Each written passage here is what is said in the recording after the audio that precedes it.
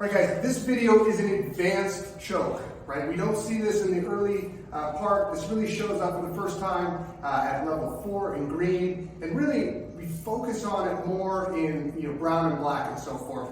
But certainly if you want this to put it in your pocket at the advanced level, start to develop it. So this is the short choke.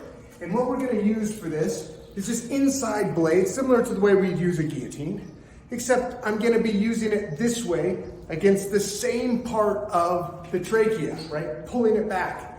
Now, one of the pieces that's really important is to use this wedge surface to drive in the back as you pull forward, right? So elbow in, not elbow out. It should look like your standard sort of Chisao shields, right?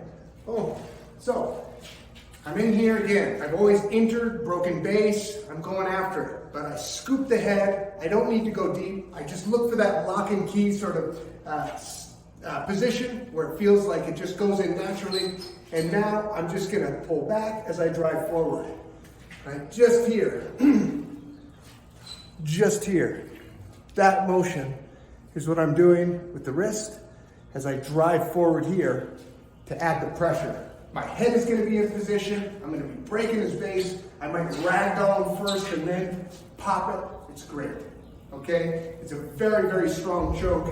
Be aware of it. It's also great for weird positions, right? If a guy's on the floor, for example, sitting, do you mind getting just a little bit lower? Squatting would be fine.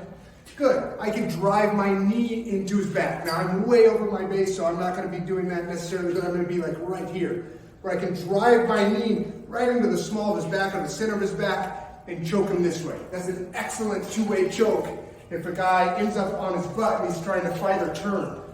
Okay, so lots of good stuff there for that short choke. This choke is also really great when you get a size difference, right? Maybe it's too much of a liability, even when a guy's base is starting to break, to reach over top for a rear naked choke. So you can see that I'm taller than Instructor Jason here. He might choose to use this choke far more often in this kind of setup, where I'm the attacker, he's the defender or the counter attacker, and maybe he moves me in, and he's got my base broken, but if he tried for that rear naked, I might be able to get out. So instead, he just goes short, right? And goes, that's okay, and goes right there, all right? So let's try that again. He moves in, boom. He doesn't need to go a far distance, and now he can just finish the choke. Right there, okay? Now what's important about this choke is also that I pull my elbow back, right? So this whole structure is doing that motion, and this one's driving forward, right? I already talked about that little wrist element, but the whole body's moving equal and opposite as you're driving in. And that two-way pressure is tremendous, and will put this choke on super fast. It's a highly efficacious choke. I encourage you to practice it and get good at it.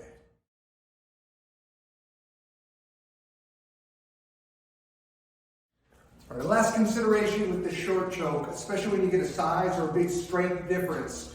If you are a really small person, maybe you're going against a very large person or somebody that's incredibly strong in terms of the difference and so forth, it becomes really hard to get position and leverage and control, even when you're doing all the right stuff. You might be breaking the base lower, you might be breaking the head position higher, and all this good stuff, and it's still a challenge. But you still may have a moment where you can create a tremendous advantage.